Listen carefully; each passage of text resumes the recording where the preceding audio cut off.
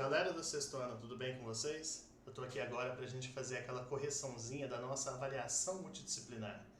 E aí, eu sei que você já está com o resultado em mãos, mas pode ser que a gente tenha errado algum item, e uma parte muito importante do ensino-aprendizagem é realmente olhar o que nós erramos e por que nós erramos. Já está com seu caderno em mãos? Se não, pegue lá agora que a nossa correção já vai começar.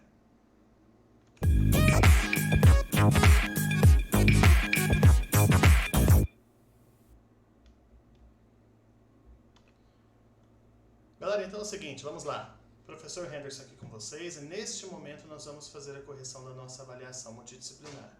E como que vai funcionar essa correção?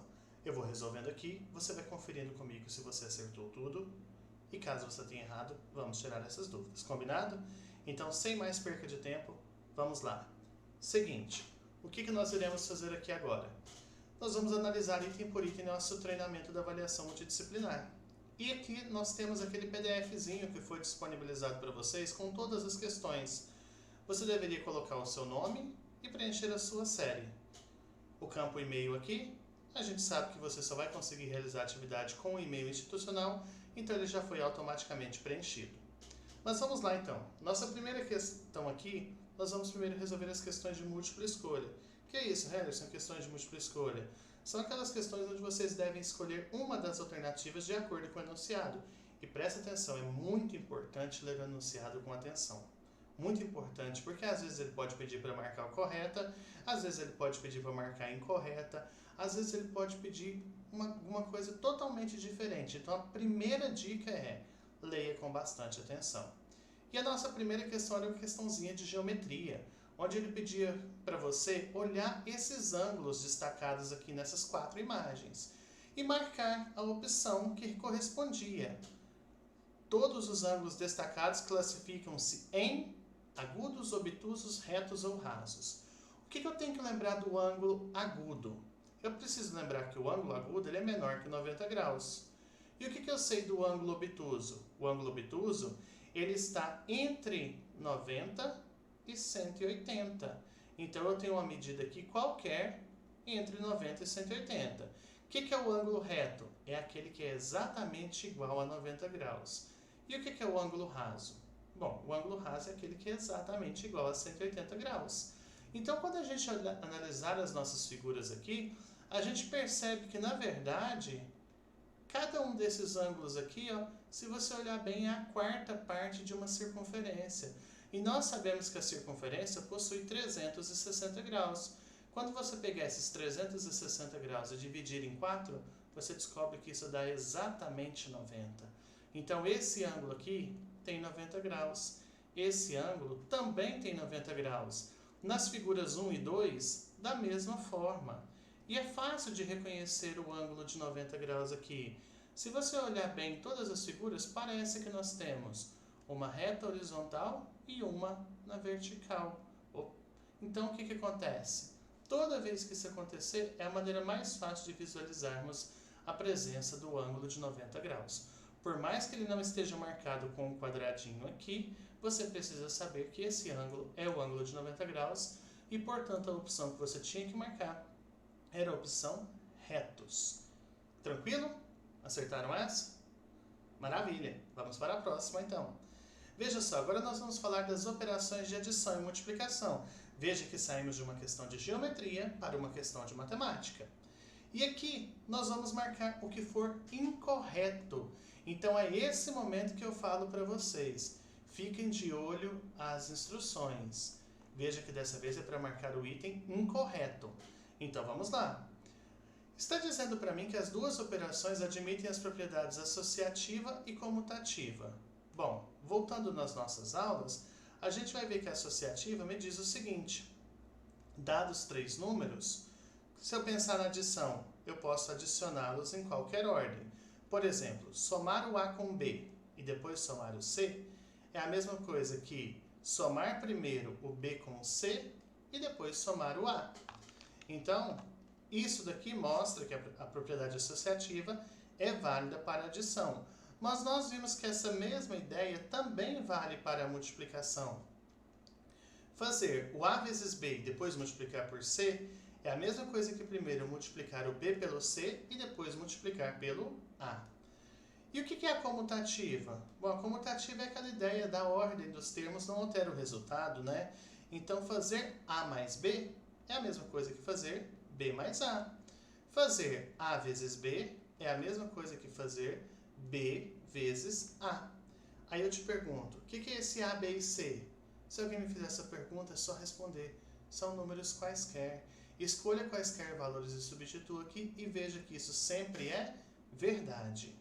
Agora, nessa segunda oval aqui, está escrito que ambas admitem o zero como elemento neutro. Será que isso é verdade? Elemento neutro é aquele em que eu trabalho com o número e o resultado não se altera.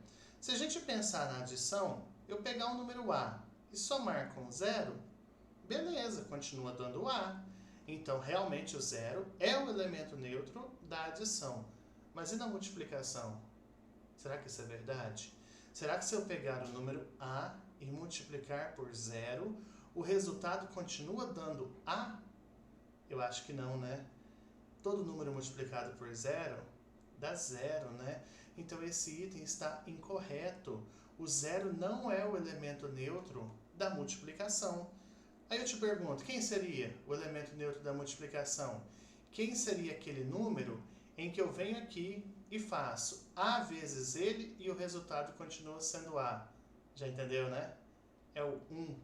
A vezes 1 continua dando A. Então, essa era a opção que você tinha que marcar. Mas, Henderson, eu marquei uma das outras duas. Vamos ver que as outras duas não estão incorretas? Os termos da adição são denominados parcelas e o resultado é denominado soma ou total. Isso é verdade. Vamos pensar nessa sominha aqui, ó. 10 mais 4, 14. Cada um desses termos que estão sendo somados são as minhas parcelas. Primeira parcela, segunda parcela. E o resultado da adição recebe o nome soma ou total. E na multiplicação? Bom, vamos pensar no seguinte, 10 vezes 4. A gente sabe que isso dá 40. Esse 10 é o nosso primeiro fator, o 4 é o segundo fator e o 40 é o nosso produto. Então, realmente, numa multiplicação, os termos são denominados fatores e o resultado é denominado produto. Então, esse item e esse item também estavam corretos. E aí, fechamos a parte das questões que são do tipo múltipla escolha. Como é que você foi? Até aqui tá tudo bem? Vamos para a próxima etapa? Vamos para a nossa segunda parte que envolve questões de verdadeiro ou falso? Então veja só, você vai analisar cada um dos itens e vai haver 4 afirmações para vocês. Em cada uma delas você deve dizer se o que está escrito ali é verdadeiro ou falso. Vamos ver como você se saiu? Veja só, ele disse para mim que os ângulos AOC e COD possuem a mesma medida nessa figura aqui. Bom, visualmente, vamos preocupar com medidas ainda não. O AOC seria esse ângulo aqui, ó. Beleza. E o que seria o COD? Seria esse ângulo aqui, ó. Só de olhar, né, galera? Já dá para ver que eles não possuem a mesma medida, né? Mas vamos ver, realmente fazer os cálculos. Quem é o AOC? É o ângulo que começa daqui, por dentro nós temos o 0 e vai até o 70. Então, o AOC é um ângulo que mede 70 graus. E o COD é um ângulo que começa aqui no 70 e vai até o 90. Do 70 para o 90, nós temos um ângulo de 20 graus. Portanto, dizer que esses ângulos possuem a mesma medida é uma afirmação que está totalmente falsa. E na letra B? Está dizendo para mim que o ângulo BOE é obtuso. Vamos analisar direitinho quem seria o nosso BOE. B-O-E. Henderson, dessa vez não começa no 0. Não, ele não começa. Mas olha aqui o nosso BOE. Então vamos analisar direitinho o BOE. Começa no 20 e vai até o 140. Estou olhando por dentro. Do 20 até o 140 dá 120 graus.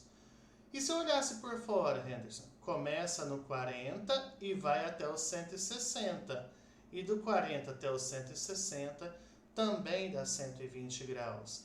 Então, esse ângulo BOE é 120 graus. E por ser 120 graus, Realmente é um ângulo obtuso, pois como já vimos, o ângulo obtuso é aquele que está entre 90 e 180 graus. Então essa afirmativa já era verdadeira. Agora vamos ver a próxima afirmativa. O ângulo AOE mede 40. AOE. Então cadê esse ângulo? Ele começa aqui, AOE, é tudo isso.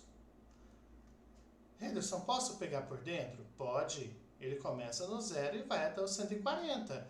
Então ele mede 140. Só que o item tentou ver se vocês sabiam que tinha que olhar essa medida aqui por dentro para ser mais fácil, porque ele trouxe essa opção como resposta, 40, e está errado. Henderson, mas está no 40? Tá, o lado OE está no 40. Mas e o outro? Onde ele está? Está lá no 180. Do 40 para o 180 são 140 graus. Então, tanto aqui por dentro quanto por fora, nós vemos que a medida é 140 graus. Qual que é a vantagem de olhar por dentro? Por começar no 0, basta eu olhar o valor que está na outra reta. Eu não preciso fazer nenhum cálculo. Se eu vier por fora, eu tenho que pegar 180 menos esse 40 para descobrir que é 140 graus. Portanto, esse item aqui está totalmente falso. Agora, olha a nossa letra D. Está dizendo que não há nenhum ângulo reto na figura. Ângulo reto é aquele ângulo de 90 graus, né? E olha como tem facilmente um ângulo de 90 graus aqui. O ângulo AOD começa no 0 e vai até o 90. Então aqui a gente tem sim um ângulo reto. E se eu já descobri que existe esse ângulo reto e o item estava dizendo para mim que não há nenhum ângulo reto na figura, eu já sei que essa afirmativa está falsa. Fechamos a primeira questão de V ou F. Agora é só repetir o mesmo esquema para as demais. Muito tranquilo, não é? Como é que você está indo? Vamos ver a próxima? Abaixo são apresentadas 5 afirmações envolvendo operações básicas da matemática. Analise-as e classifique as afirmações. Bom, vamos ver o que o item A fala para a gente. O cálculo registrado no item A está incorreto. O item A está aqui. 6 vezes 1 igual a 6. Isso está incorreto? Não, né? 6 vezes 1 realmente é igual a 6. Todo número multiplicado por 1 é igual ao próprio número. Então, falou que o item A está incorreto. Falso, né? Totalmente correto aquele cálculo ali. Agora, no item B, está dizendo que a afirmação está correta e a igualdade está justificada pela propriedade comutativa. A é um número natural qualquer. 5 vezes A é a mesma coisa que A vezes 5. E isso é justamente a propriedade comutativa. No caso da multiplicação, a ordem dos fatores não altera o produto. Ou seja, 5 vezes A é a mesma coisa que A vezes 5. Então, esse item está certinho. E como ele falou que a afirmação está correta e a igualdade é justificada pela propriedade comutativa, o item está verdadeiro. Já na letra C, ele diz que o que está lá está correto e o que foi aplicado ali é a propriedade distributiva. Veja como isso é verdade. O que a propriedade distributiva nos diz? Um número pode ser aplicado em uma soma ou subtração da seguinte maneira. Esse número que está aqui fora multiplica cada uma das parcelas, cada um dos termos que houver dentro do parênteses. E foi justamente isso que ele fez. Primeiro ele fez o 6 multiplicar o 7 e depois ele fez o 6 multiplicar o 4. Se você fizer os cálculos aqui ou fizer a adição aqui primeiro, você descobre que o resultado realmente dá o mesmo e isso é a nossa propriedade distributiva.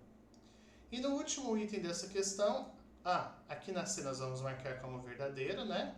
E no último item dessa questão, está dizendo que a igualdade apresentada no item D está correta. Bom, 10 vezes, o que seria x mais 1? X mais 1 é a mesma coisa que x? Acho que não, né? Você escolhe um valor para o x. Suponha que você escolheu que o x é 10. O que seria x mais 1? 10 mais 1 que dá 11. O que seria o próprio x? Seria o nosso 10. Então, isso aqui estaria dizendo para mim que 10 vezes 11 é a mesma coisa que 10 vezes 10. Acho que essa afirmação aqui está incorreta, né? Então, o que está dizendo aqui para mim é que está correto o que está no item D. Falso, né? Multiplicar um número por 10 não é a mesma coisa que multiplicar o seu sucessor por 10. Pode pensar nisso. Se esse número é x e esse aqui é x mais 1, é o sucessor. Henderson, e a letra E? Não perguntou nada dela para mim. Não perguntou. Mas e se tivesse perguntado 5 vezes 0 igual a 5, será que essa afirmação estaria verdadeira ou falsa? Todo número multiplicado por 0 tem que dar quanto mesmo? 0, né? Então essa igualdade aqui está errada. 5 vezes 0 não é 5. Mas ele não me perguntou nada quanto a isso, pois a nossa questão já encerrou-se. Vamos para nossas duas últimas questões. Veja só a nossa questão 5. Nós vamos ver que no item L só me fala assim, ó.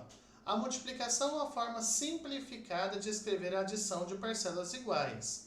Como assim?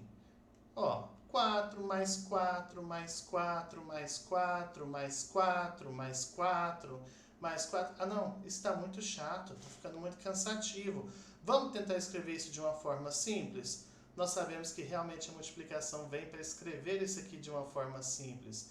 Basta eu contar quantas vezes o 4 apareceu. E ao descobrir que o 4 apareceu 7 vezes, eu posso simplificar essa escrita colocando apenas 7 vezes o 4. 7 vezes 4. Então, o item está verdadeiro. Agora, olha aqui uma questãozinha que já foi cobrada ali para trás. Ó. O elemento neutro da multiplicação é o 0. Se eu pegar um número qualquer, 7. Henderson, eu quero 7. 7 vezes 0 continua dando 7? Isso é verdade? Porque o elemento neutro não muda o resultado do número que foi multiplicado por ele. E a gente sabe que isso aqui está errado, né? Então, o elemento neutro da multiplicação, 7 para continuar dando 7, eu tenho que multiplicá-lo por 1. Então, 7 vezes 1 dá 7. Isso está verdadeiro. Então, o elemento neutro da multiplicação não é o 0. O elemento neutro da multiplicação é o 1, portanto, esse item está falso. E o próximo item, professor?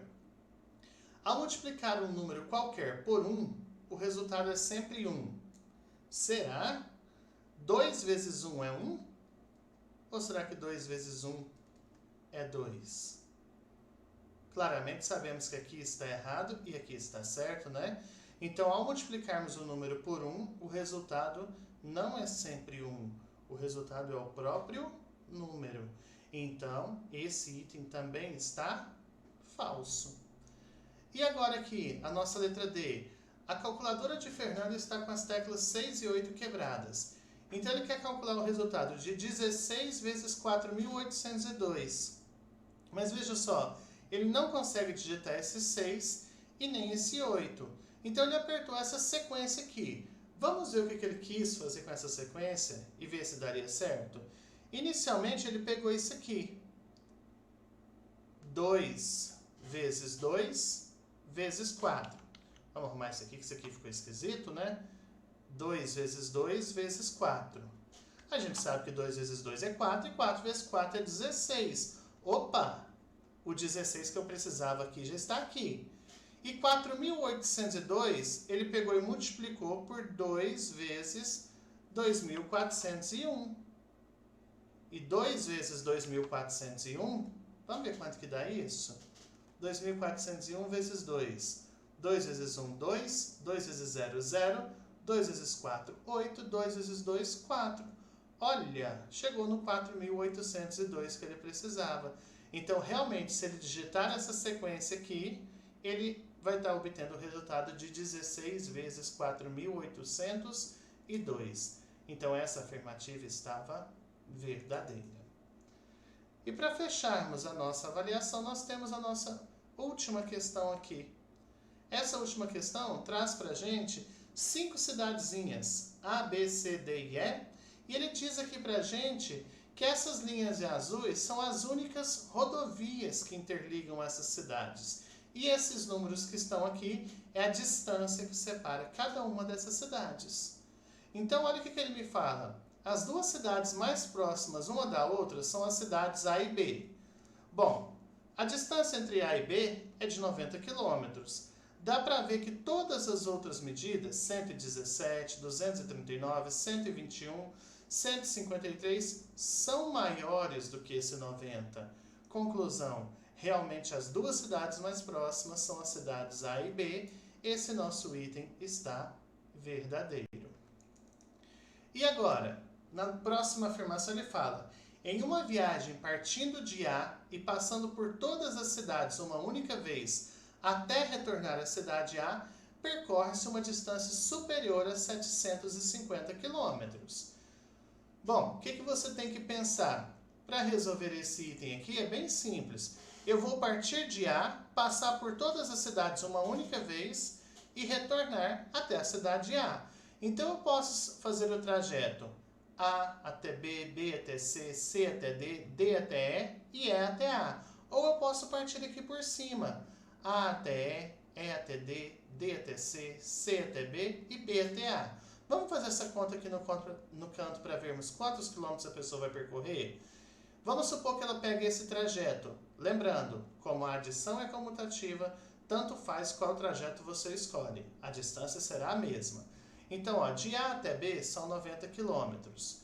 De B até C são 153. Não vamos esquecer de colocar unidade embaixo de unidade, dezena embaixo de dezena. De C até D são 121. De D até E são 239. E depois tem que percorrer a distância de E até A, que ele quer que retorne para a cidade A. E agora aqui basta a gente somar essas 5 parcelas. 1 com 9 são 10. 3 com 7 também são 10. Então, 10 mais 10, 20. Temos duas dezenas aqui. 2 mais 9, 11. 11 mais 5, 16. Mais 2, 18. Mais 3, 21. Mais 1, 22. Temos duas centenas para cá. 2 mais 1, 3. Mais 1, 4. Mais 2, 6. Mais 1, 7. Conclusão, serão 720 quilômetros para sairmos da cidade A, passarmos por todas as outras cidades e retornarmos para a cidade A. Vamos levar esse cálculo para o nosso item? Então, trazendo o nosso cálculo para aqui, 720 quilômetros. Vamos ver o que ele falava? Percorre-se uma distância superior. Opa, superior quer dizer maior que.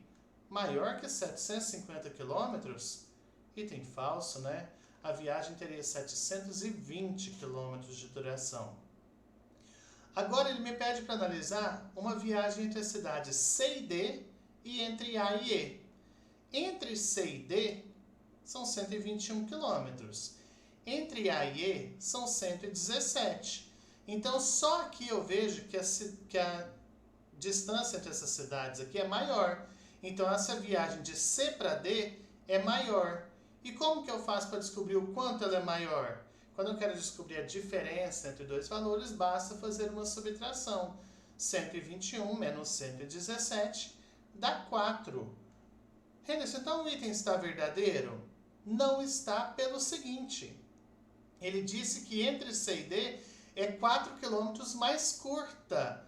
E não, né? Entre C e D comparado com A e E, ela é 4 km mais longa. Então, essa palavrinha aqui fez com que o item estivesse falso.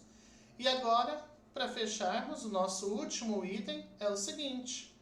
O trajeto mais curto para ir de A até D tem 364 quilômetros. Então, vamos analisar. Eu quero partir de A e chegar aqui em D. Eu tenho duas opções para isso. Eu posso vir por aqui. Eu posso fazer esse trajeto aqui, mas eu também posso fazer este trajeto aqui, ó. Ele está perguntando do mais curto, então eu vou calcular os dois e ver qual que é mais curto. Então, pensando nesse trajeto aqui, passando por E, basta somar 117 com 239. Nós teremos 7 mais 9 é 16, 1 mais 1 mais 3, 5, 1 mais 2, 3. 356 quilômetros. E se eu pensasse nesse trajeto aqui passando por B e C, nós teríamos 90 mais 153 mais 121. Vejamos quanto dá essa distância total. 3 com 1, 4. 9 com 5, 14 com 2, 16, vai 1. 1 com 1, 3. 364. Então, vamos ver o que nosso item falava. Vou levar o nosso cálculo que acabou de ser feito para a nossa questão aqui e vamos analisar o que ele estava nos dizendo. Veja só, o trajeto mais curto para ir de A até D tem 364 quilômetros. Ah, Henrique, isso aqui é verdadeiro, né? Não. Nós sabemos que nós temos um trajeto de 364 quilômetros, mas o caminho mais curto que nós temos ligando as duas cidades é esse trajeto que mede 356 quilômetros. Portanto, esse item está falso. E aqui a gente encerra a nossa correção. Aí eu te pergunto, como é que você foi? Deu para ver que todos esses estilos de questões foram trabalhados com vocês? Deu para ver que no caderno de vocês temos muitos exercícios que utilizam as mesmas ideias? Era isso que eu queria mostrar para vocês. Bem tranquilo, uma multidisciplinar, não é? Então agora, preparem-se. Amanhã, quarta-feira, dia 28, vocês terão acesso a uma avaliação similar a essa, porém envolvendo todas as matérias. Muita calma, atenção e uma boa prova a todos. Fiquem com Deus e até a próxima.